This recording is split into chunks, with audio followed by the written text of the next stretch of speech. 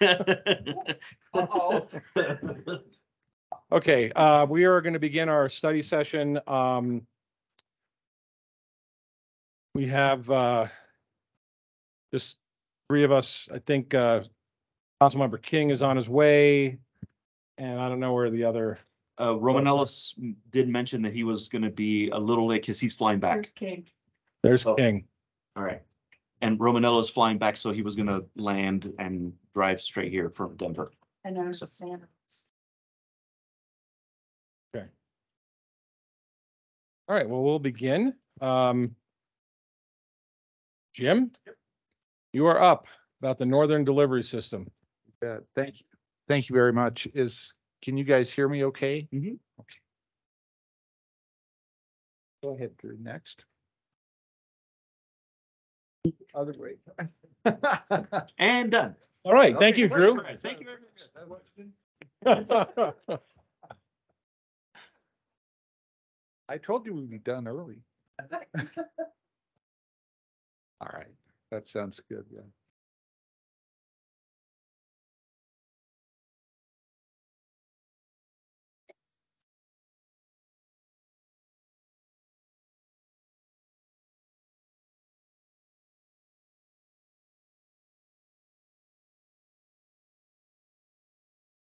Sure.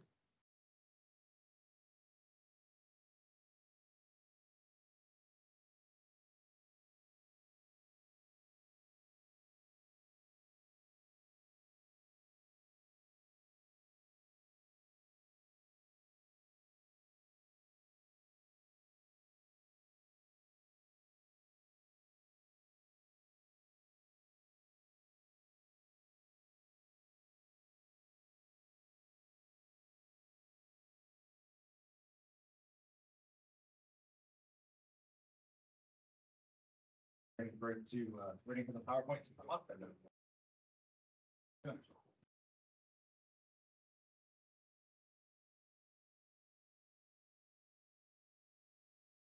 Sure, we have hard. Yeah, if you want to start. We'll give this a second.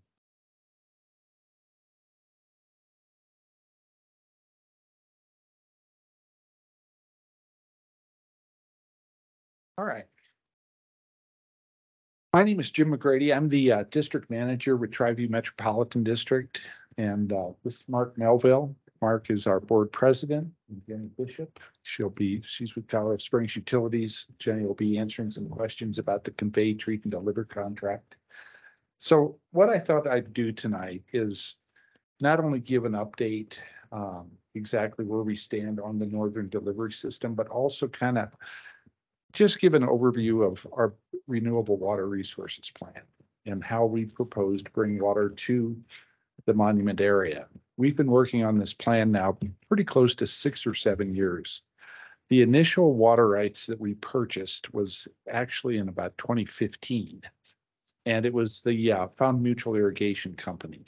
And we bought 500 shares of FMIC Ditch. And that was going to be our beginning.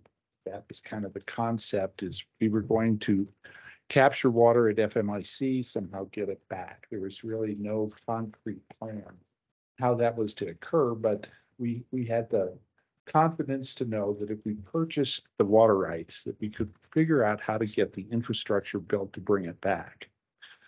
After a period of time, we began to see other opportunities. And those opportunities primarily existed on the Arkansas River. That was the Excelsior Ditch, which is located east of Pueblo. Along with the Excelsior came the opportunity to buy storage space. And there was a reservoir that was being constructed that was probably, I'd say, about 75% complete at the time that we purchased it. So we were able to then buy the Excelsior Ditch along with the storage, and then we began to look at, what other rights that were above the Excelsior and above Stonewall Springs. And what we found is that there were 2 other ditches that we also acquired. So over time, we've been able to amass about 1,900 acre feet of water. And we'll kind of go through some of that as we go through this presentation. Drew, you want to go ahead and advance? So a lot of folks aren't really familiar with TriView, and I've given this presentation a few times. So I always start out by explaining where is TriView.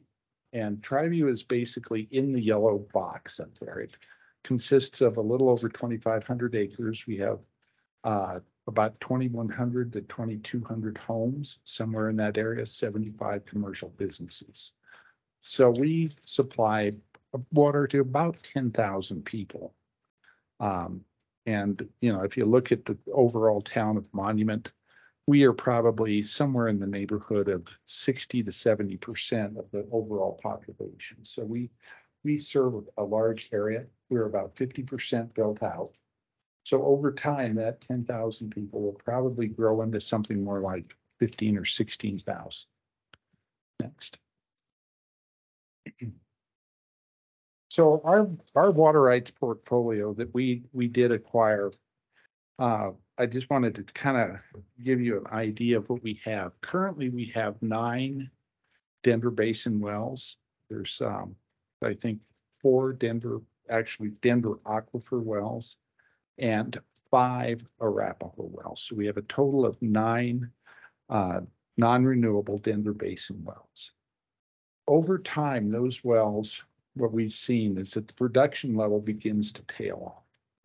And over time, as that production drops, you get less and less water out of the water levels drop and you get less and less production. So we were concerned about that and began thinking, how are we going to bring in some renewable water?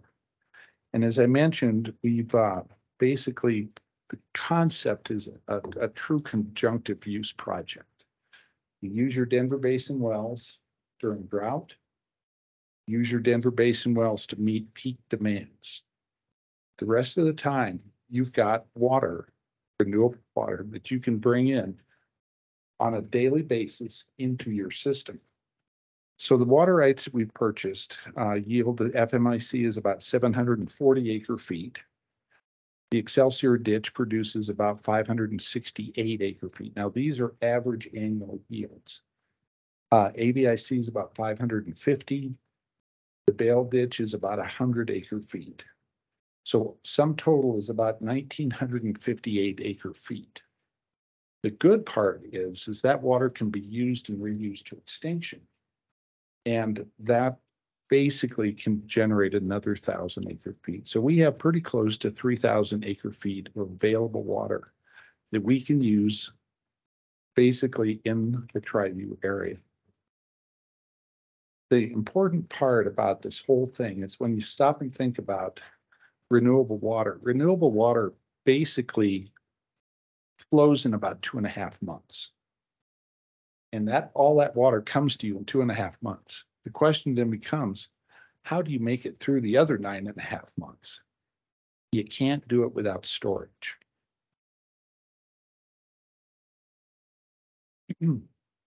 So this is a great picture of Pueblo Reservoir, and Pueblo Reservoir in our water plan is a key component because number one, you can lease space in Pueblo Reservoir and it's relatively inexpensive. That we leased basically for a 40-year lease term, 999 acre feet, and it costs us about $60,000. That's main stem storage that you're looking at on the Arkansas River. The other advantage of working with the Bureau of Reclamation is not only do you get storage space, but you get access to the North Outlet Works, which is where the Southern Delivery System is connected. So we've been working with Colorado Springs Utilities over the last 4 years to gain access to the North Outlet Works and the Southern Delivery System. Go ahead, Drew.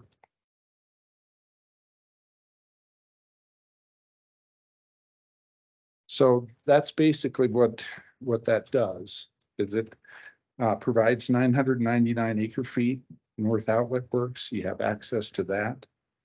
In addition to the Pueblo Reservoir account, we also have 912 acre feet of storage space in Big Johnson Reservoir. And then, as I mentioned, the Stonewall Springs, specifically our South Reservoir, That reservoir is so close to being done, it's going to be finished this month. And that generates 1,850 acre feet. So sum total, we have about 4,000 acre feet of storage that we can use to manage the water rights that we've purchased. So this is kind of a schematic of how things actually work. The little pink boxes that you see there, the pink box at the top of the screen, that's the land that was formerly irrigated by the Arkansas Valley Irrigation Company. The second pink box is the Bale Ditch. The Bale Ditch irrigated some pasture land near the town of Salida. The FMIC ditch is located on Fountain Creek, just to the left of where it says CSU, that brown area. That's where the FMIC ditch is. And then the Excelsior ditch is located east of the confluence of Fountain Creek and the Arkansas. So the concept is the two ditches above Pueblo simply flow straight downhill into the reservoir. We don't have to exchange it. We don't have to build pipelines. We don't have to do anything. It flows downstream into the reservoir. So we generate approximately a little over 600 acre feet of water that flows directly into Pueblo. The water that we get from the FMIC ditch is basically released from the FMIC ditch or from Big Johnson Reservoir, which, like I said, we have about 900 acre feet of storage space. That water can flow downstream and can be exchanged back into Pueblo. If there's not exchange potential in the Pueblo Reservoir, we take it downstream and we put it in Stonewall Springs South Reservoir, which is basically, as I said, 1,850 acre feet. We also get water from the Excelsior ditch, and that water goes straight into the South Reservoir, and then we can exchange that back into Pueblo. So basically, the way to look at this is we've got some ways to manage our direct flows. We get water coming straight in to Pueblo. We can either water that comes down Fountain Creek and is stored or diverted under the Excelsior can either be exchanged up or put into the South Reservoir where it's held and then ultimately exchanged back upstream. So you can skip the next slide if you want, because that's basically what I'm saying. So the advantage of our renewable water plan basically is one thing we were trying to avoid is new diversion structures in Pueblo County. That was not something we wanted to deal with. We were using existing ditches. The reservoir was under construction. So we were able to get that portion of it completed rather quickly. The other thing that we wanted to do is we wanted to take advantage of the federal project, the Pueblo Reservoir Excess Storage. To have access to that storage was critical because that's where the Southern Delivery System is connected. That's how you get the water back out of the springs.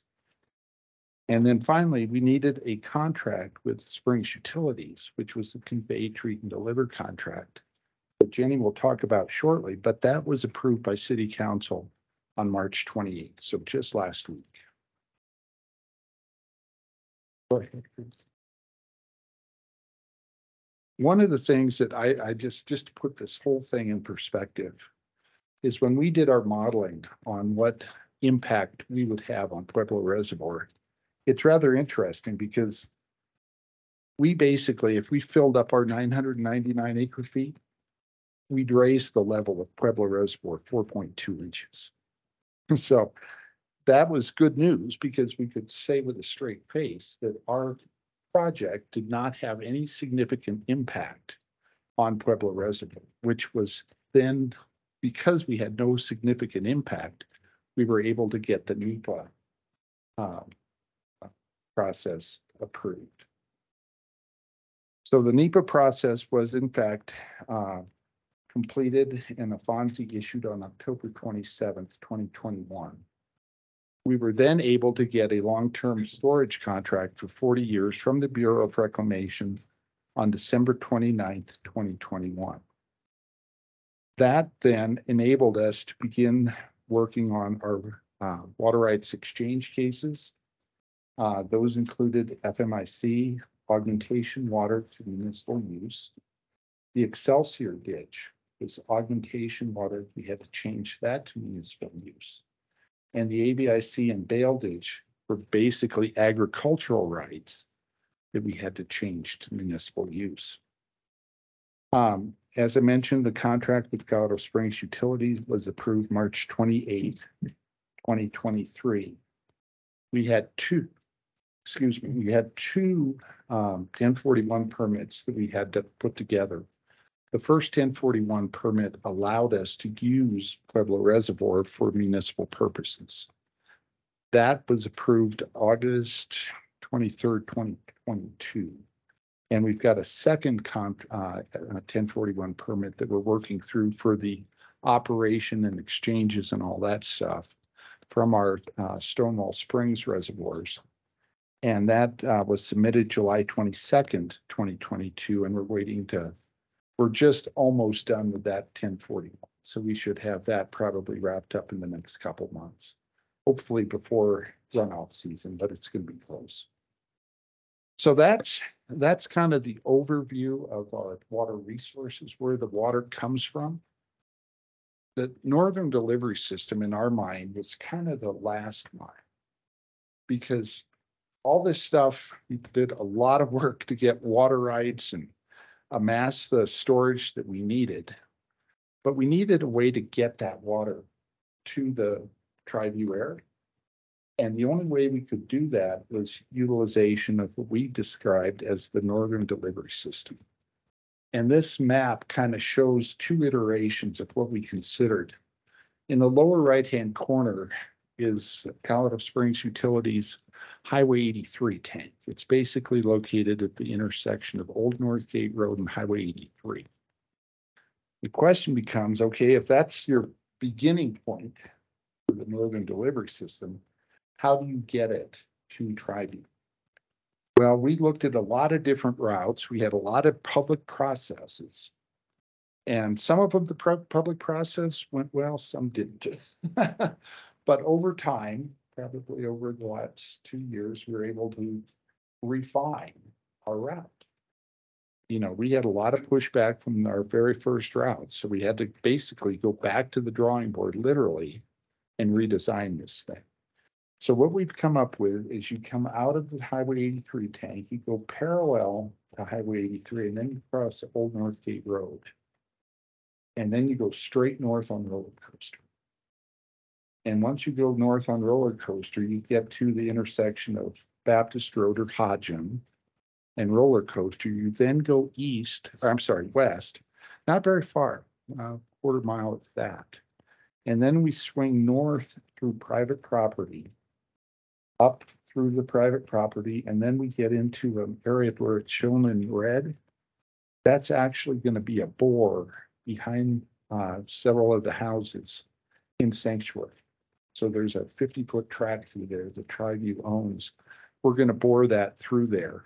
And then we end up at our, what we call our C-plant tank, which is located in Sanctuary. It's at the very top of, really at the very top of all the hills out there. I mean, you think about it, it's actually 200 feet higher than the top of Monument Hill. So once you're at that elevation, then we can gravity from there to just about any place.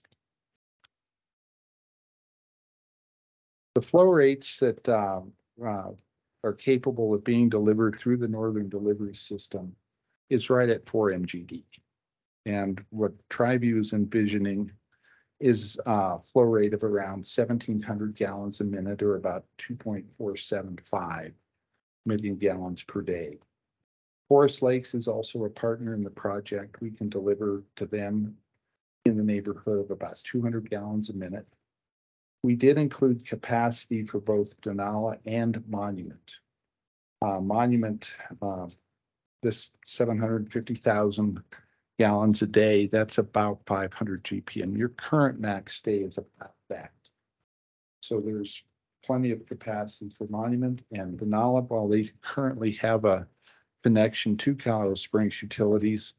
We left some capacity available to them in case they want to diversify their connection point. Where they're connected is kind of at the lower, I would say, the lower southwest corner of their service area. This connection that we're proposing could be at the very northeast corner, so they could in fact get water from two different locations. So what is the status of the Northern Delivery System? As I mentioned, the Convey, Treat, and Deliver contract was approved March 28th. On March 30th, we received our 1041 permit from El Paso County, which is a big deal. That was a really nice surprise, to be honest with you, to get that. The pipeline plans are 100% complete. The pump station plans are 95% complete. On March 23rd, we awarded the contract for construction to Kiewit Infrastructure. We've been pre-ordering materials because, as you can imagine, ordering that much pipe and that many valves and that many fittings in this supply chain nightmare that we're dealing with, we had to start ordering the pipe. So the pipe was ordered approximately 2 months ago. It should be showing up shortly. The pump station electrical gear and VFDs and what have you that are integral to the pump station, they've been pre-ordered. We've also pre-ordered the transformer for the pump station, and we've got a contract with MVEA to install the electric line to the pump station. We've already prepaid that, so we're in their work schedule, if you will. And the transformer, which is a very long lead item, is in our possession. So that's been taken care of. I have on here notice to proceed. Instead of April 3rd, it'll be tomorrow, April 4th. So that'll be issued tomorrow, and estimated completion date is August of 2024. So that's really about all I've got. Jen, do you want to talk a little bit about the Convey? After that, we'll kind of summarize and answer any questions.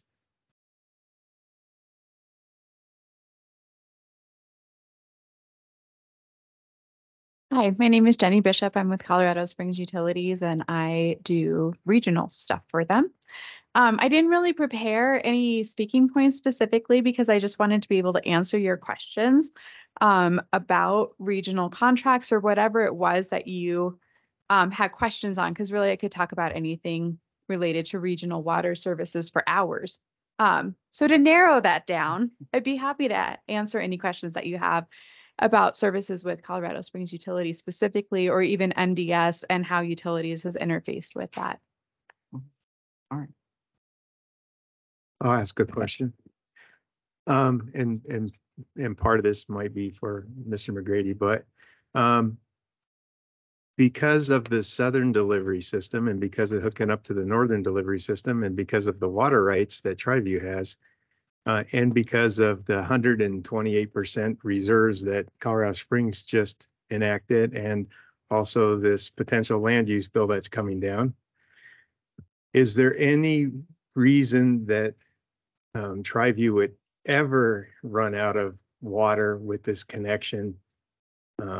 Is there any potential for that after a build out? That's a good question. And that's why Jim kept making the distinction as a convey, treat, and deliver contract. So when we're talking about convey, treat, and deliver, what that means in our terms is that we are delivering water molecules or water rights that are owned by another entity. So they are not owned by Colorado Springs. And it's really the leveraging of Colorado Springs' infrastructure to deliver those water supplies. As a result of it not touching Colorado Springs water, that water ordinance, that 128%, is not up for consideration. It's not part of that when we're talking to our city council about water deliveries of other water types, because it's not Colorado Springs water itself. And so what we're really looking at when we're delivering other water resources is really capacity within our system, where that interconnect is hanging off of our system, whether that would impact our own customers. But because it's not our water molecules, they're actually very favorable to entering into convey, treat, and deliver contracts to use that infrastructure for a larger regional purpose. So in essence, it's kind of like renting the pipes, more or less. Exactly. Okay. Yeah. That's kind of what I thought, but I just wanted to verify that to be sure. Yes. Where it does get trickier is because Colorado Springs Utilities has entered into the Arkansas Preservation Principles. What that means is that when we built the Southern Delivery System, we signed on saying that we would not deliver or cause to be delivered water outside of the Arkansas Basin. Where that becomes problematic is on Monument Hill. On the north side of that, it drains into the South Platte. Correct. And so what that would mean is that in getting any 1041 permits, there would probably have to be an acknowledgement of that and perhaps some sort of augmentation or something to the effect that, and being very clear that all of the Seward return flows do return to the Arkansas Basin. But there may be some additional considerations when you're talking about the Arkansas Valley as far as delivering water outside of the Arkansas Basin. So Woodmore and Palmer Lake and the potentially northern section of Monument with annexations, that would create the big issue with that. Yes, that would create an additional hurdle that we don't have a clear line of sight to get over at this point. Well, short of us having Thank to you. purchase a bifurcation system, which would increase the town's cost to participate. And do we have any idea what that kind of system would cost? None at this time. And we just last year signed an IGA with Palmer Lake to provide them a An interconnect. emergency interconnect. And so that would So it'd possibly cause an probably issue. mean two entities would have to go through the 1041 process. And we'd still probably need a bifurcation system in order to get that 1041 pushed through. I don't know that you would have to go as far as bifurcating the systems. And I haven't looked into this specifically because Colorado Springs has been pretty clear about where our boundaries were, and that was never going to hit that division line. These situations are always interesting because they aren't necessarily legal and they're not necessarily engineering problems, right? We can make both systems whole through various legal mechanisms and so forth. It turns into much more of a political type of situation. And so that's why I couldn't tell you that they would go to the extent of requiring a bifurcation of a system, or if there would be some other steps that they would be willing to enter into to make sure that the Arkansas Basin does remain whole. When water scarcity is really an issue around the state, and really in the whole West, the possibilities right now are way different than they were 5-10 years ago, because of these conversations that we're having around water. There's a couple questions online. Councilmember Kimple, do you want to see if your mic's working so you can ask your questions?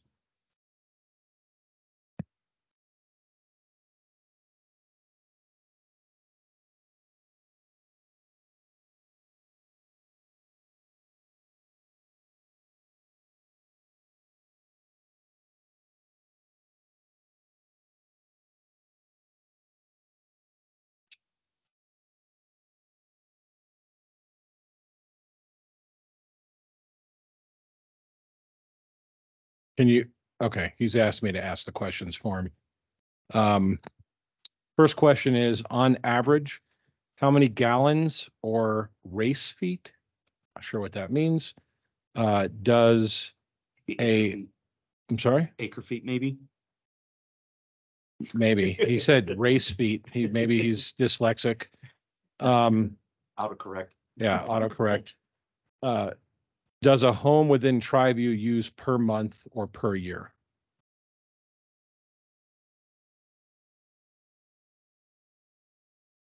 On average, Triview residents use about 4/10 of an acre foot per year. So that's right now, right now our demand is just under 1,000 acre feet. We say we're about 50% built out, so that's where we roughly come up with 2,000 acre feet. So 4/10 of an acre foot is pretty consistent. Duplexes are about 0.25. Apartment complexes are about 0.15 acre feet per unit. Okay, don't go anywhere. This one's for you too. What is your well-established backup plan to provide water to your customers if the primary line fails or becomes damaged? Well, obviously, the Northern Delivery System is a mission critical component of this whole thing. And basically, we have 3 pumps in the pump station itself. We only need 2. The pipeline is not some weird size. 16-inch pipeline is very commonplace. It's not like it's a 14-inch or a 18-inch or something odd like that. It's very established. You can always find pieces and parts for a 16-inch. And usually if it were to fail, we'd have it probably fixed within a week. In the meantime, we've got water conservation. We've got storage. We got water storage in our tanks. We've got 2 tanks. We're looking at building a 3rd tank. So that would be approximately 4 million gallons of storage that we would have access to. Plus, anything that would happen within Colorado Springs Utilities service area, they would likewise fix it because they need to get water to the Highway 83 tank. They just can't let it sit. So there's approximately, I would say, we'd be looking at maybe down a week. But then we have, then our backup, of course, is the wells. And that's really the thing. I mean, that's why this is a conjunctive use project. You could say the same thing could happen with a drought.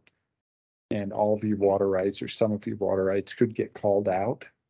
We've got our wells to fall back on. So it's a combination of storage. That's why you have so much water in storage, reservoir storage. We have almost 2 years of demand of water that we could have in storage at any one time. So if we had a prolonged drought of a couple of years, we've got 2 years worth of storage. We've got our wells. So there's a lot of different avenues that we have to ensure reliability. Okay. Ken says thank you. Okay, anybody else on the council have any questions? Yeah, I've got one more question for Ms. Bishop. Regarding the Division 1 and 2 separation, is that just a CSU thing, or is that any water that's in the Arkansas River Valley, or do you know? No, there is water in the Arkansas River Valley that does go outside of the Division 2 boundaries. So Aurora actually has quite a bit of Arkansas Valley water rights, and they are smack dab in the middle of the South Platte Basin. So there is water that is being exported from the Arkansas Basin. As far as who all has signed on to the Arkansas Preservation Principles, Colorado Springs did that along with a number of other entities that are further down in the valley, including like the city of Pueblo, I believe, was a co-signer on that, as well as some others, which I don't remember offhand, but they are further in the valley. Aurora was not a co-signer to those Arkansas Preservation Principles. Right. Okay, thank you. That was it. Anybody else questions? You have no questions? I lived this for Okay. 8 years, so. So- I'm- Given that there's 2 options for Monument to get into, right? What if Monument wants to be in both? And how, because Denala is part of our discussions with the Loop, and they're also in discussions with, well, you've accounted for their water usage in your presentation there. What if we join both? Or we more or less having one water authority for the region versus six, right? Including Palmer Lake and Forest Lakes. Why are we not looking at the bigger picture, the economies of scale, the buying power that you get with 35,000+ residents, right? Versus having this continued small footprint. I get why you're doing what you're doing, and I get why the Loop is doing what they're doing, but I don't understand why as a region, the water authorities don't collapse into one. And I don't really care who manages it at this point, but the rates should be easier to negotiate if you've got more buying power as well as the equipment and the manpower, instead of having six water directors all making a lot of money and the staff to support them. Why are we not acting like one giant municipality versus six little ones? I think it has a lot of that has to do with the ability to pay. And I think that that's been one of the biggest challenges. I think anytime you get an authority concept together, it's how do you divvy up those costs? Who can write the check? Who can't? Who can float bonds? Who can't? And it's oftentimes it's a speed to market. And in Triview's particular case, we had bought the assets, we had bought the storage space, we bought everything we needed.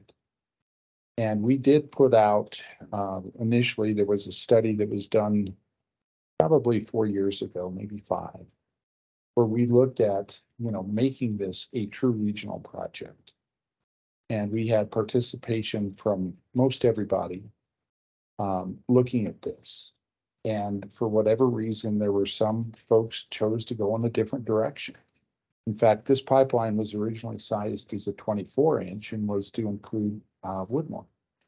But because of the over the hill issue that Jim just talked about, Woodmore was uncomfortable with that.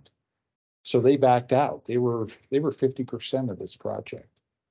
So we went from, ignoring Woodmore, I hate to say, because they backed away. I couldn't put on my ratepayer backs the cost of building a 24-inch pipeline when all I needed was a 16. So we backed away from that from an economy of scale. It still didn't keep us from at least thinking as regionally as we possibly could, to include Denali, to include Monument. Forest Lakes was with us from the beginning. And there is capacity in this pipeline. And I think that's important to note. If you look at what goes on the east side of town, and you look at the Woodland Hills of the world, Brady, Paintbrush, and all those, they have a different solution. They can hook into Colorado Springs utilities if they so chose. They have an ability to do that. Their infrastructure is less than a mile away from Colorado Springs' infrastructure on the east side of town. So there's opportunities, I think, for other people. But in our case, we were looking at the northern region. Our northern delivery system was specifically designed for the northern region. And that's kind of the way it's set up. It'd be great to be able to have one size fits all, but because of elevation constraints, because of drainage basin constraints, because of, quite frankly, where your return flows go. Our return flows go down Monument Creek and Fountain Creek. Those that are on the side of town, many of their return flows are actually in the Black Squirrel. Black Squirrel Basin is separate from Fountain Creek. So there's a lot of things that go into designing a regional system that are, it sounds good, but practically it's not, because there are just too many differences between the parts. So basically, I've got my summary up there. The whole key to Triview's renewable water was basically to come up with a storage and conveyance system that would allow us to move away from non-renewables. Right now, we're looking at 80 to 90% of our water being supplied buy renewable water. We will meet our peak demands for the Denver Basin wells by getting on renewable water. We preserve the existing aquifer. In fact, that's key. If you wait too long and you let your aquifer get pumped down, then it's difficult for that to recover. So we wanted to get to market quick, preserve the non-renewable because it is so important to us.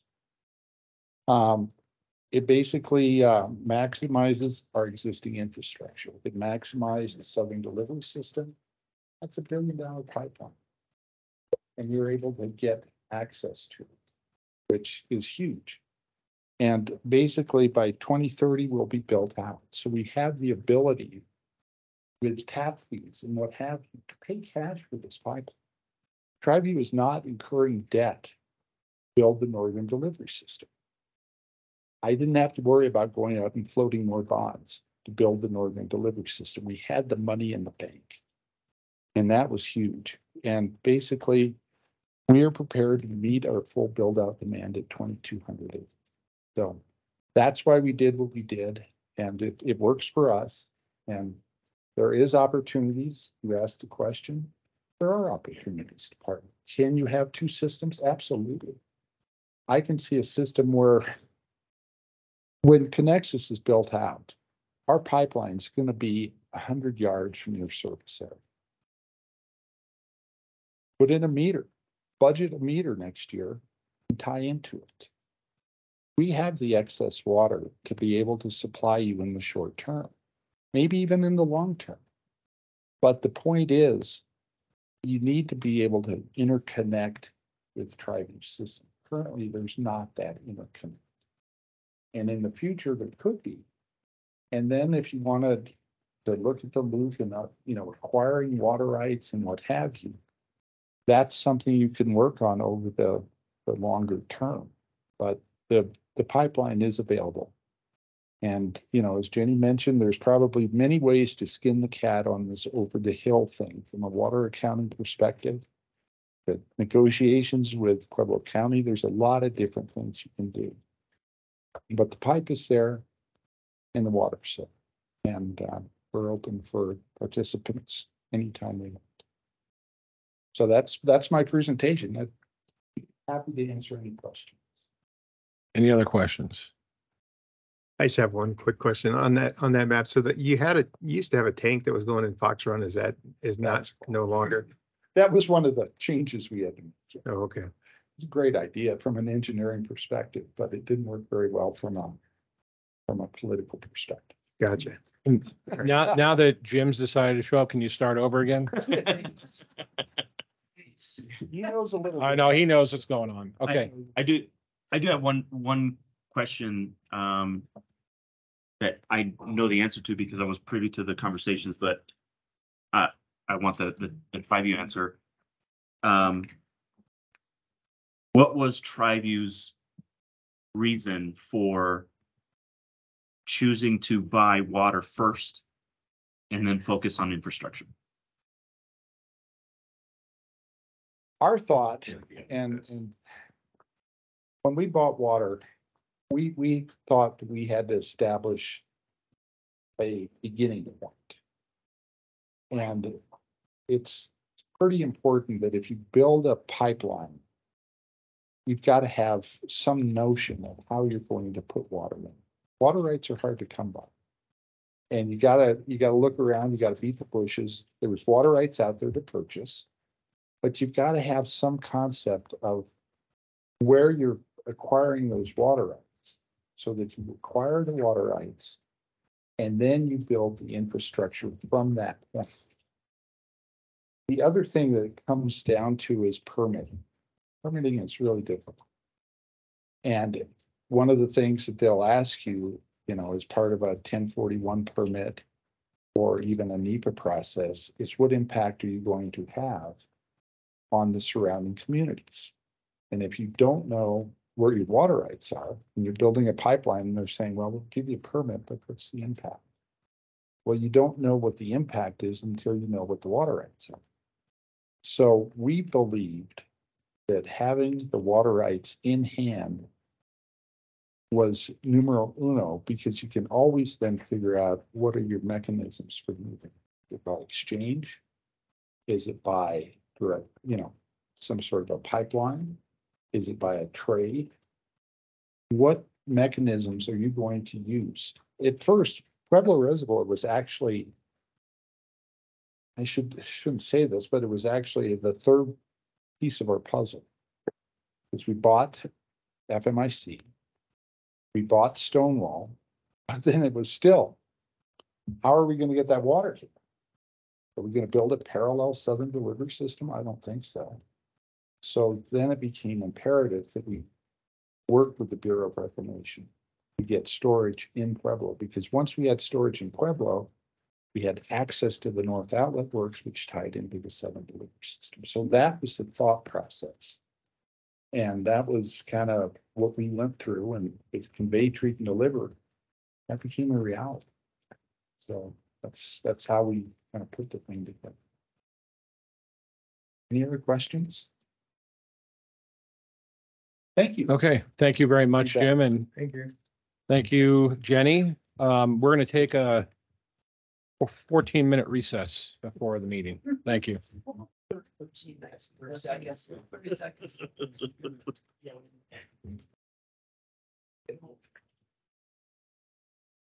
Absolutely.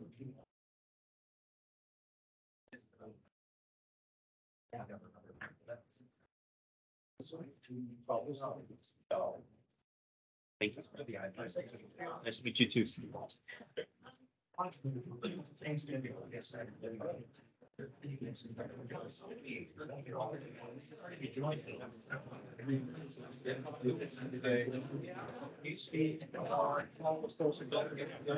It was. Well, I said no internet.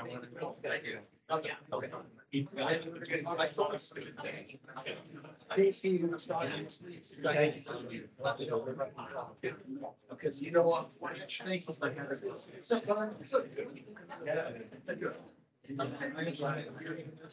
Yes. Okay.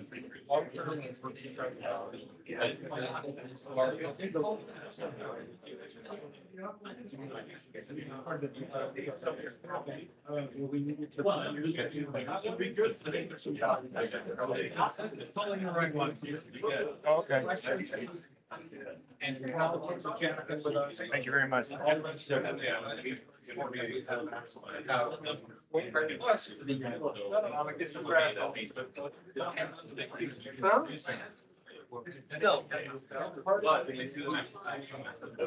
Good, sir.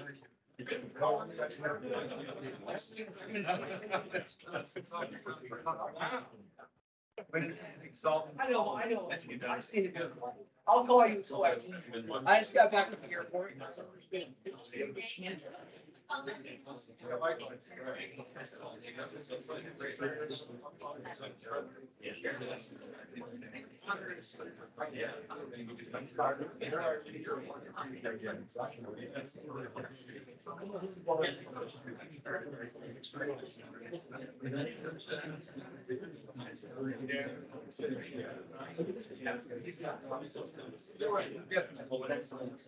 Thank you. You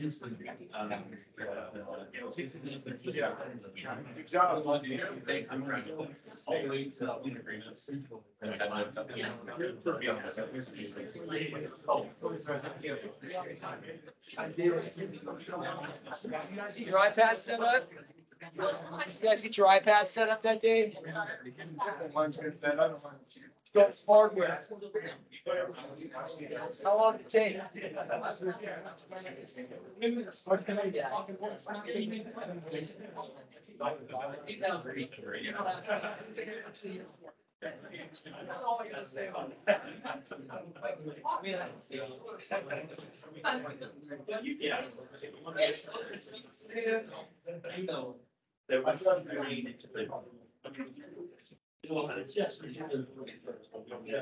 That's the big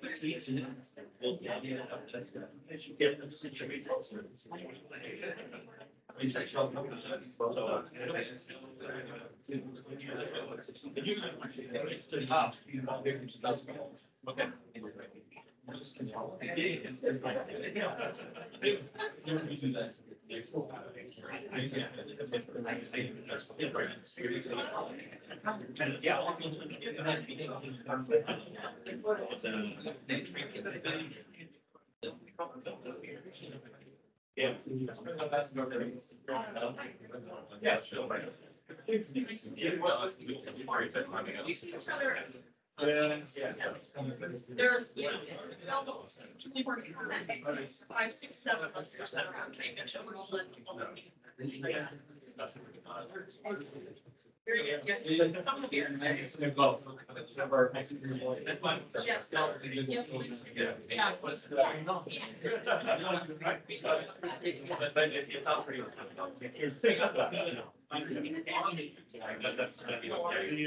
It's fun. That's been easy. Guys, maybe.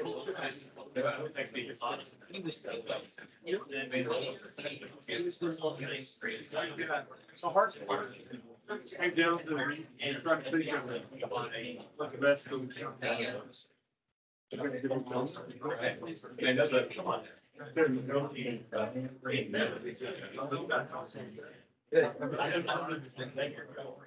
Oh, yeah. Sweet. Sweet.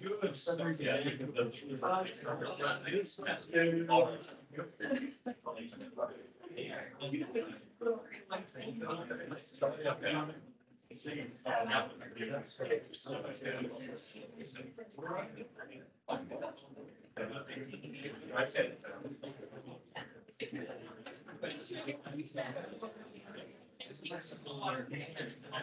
But I've been in the black stuff, right? And I think about my names, open the last stuff. So yeah.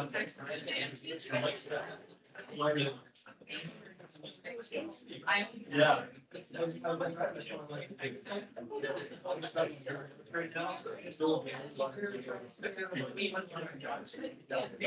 Yeah. You got it. Yeah, you got some stuff, yeah. It looks like getting that big.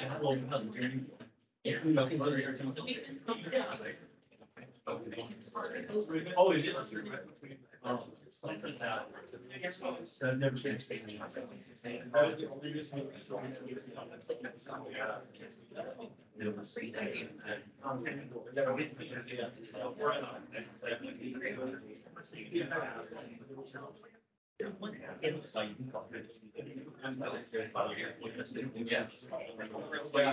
Yeah.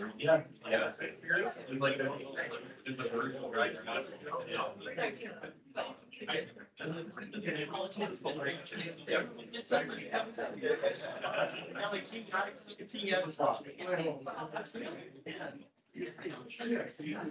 Catch up on everything. Oh, yeah. You just be back out. Like tomorrow. I forgot.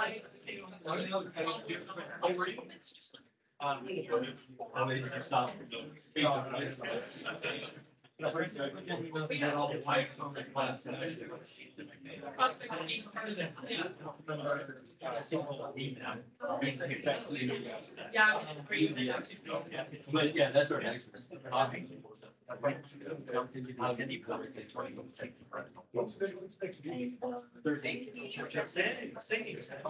I think you guys are going to wait it out. It's going to the front of you guys.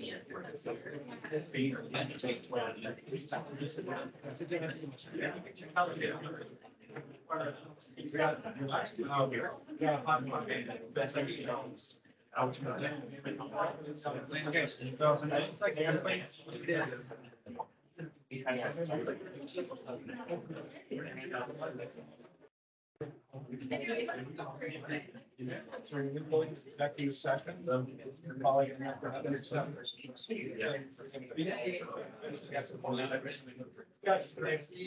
That's like, you know. So Robert pulled it on this. What? He's telling me, I'm telling you. I said, I'm like. He said he wasn't surprised by reading this thing. He said, I've heard it before. And your mind. Yeah, but we. So I'm like. I'm asking you about something later. Yeah, no idea. How successful the relationship is around here. It's like one path leads to another, leads to the other, leads to the other. Oh, wait a minute now. How was that person fit in? Okay, no. Let's go back a few years. Involved in this way too long and everything. So I was. That's the direction I'm heading towards. All the reason I got involved in Tri-View was because the areas around Elementary Point were not being very well maintained. And we're a brand new area. This is 2015. So he's like, all right, let's go to Tri-View and, you know, let him know how we feel. I was the only schmuck that showed up. Right. So then I didn't. Maybe this. Yeah, at this point, yeah, hindsight is, yeah. But I didn't know that there was an opening on the board. And Reed Bollender, I know, Reed Bollender, you know, when you sign in, you give your name and your email. I get an email from Reed, Reed Bollender was at the time the vice president. He goes, hey, since you go to the meetings, you want to be on the board? I'm like, I mean, sure. Jason's.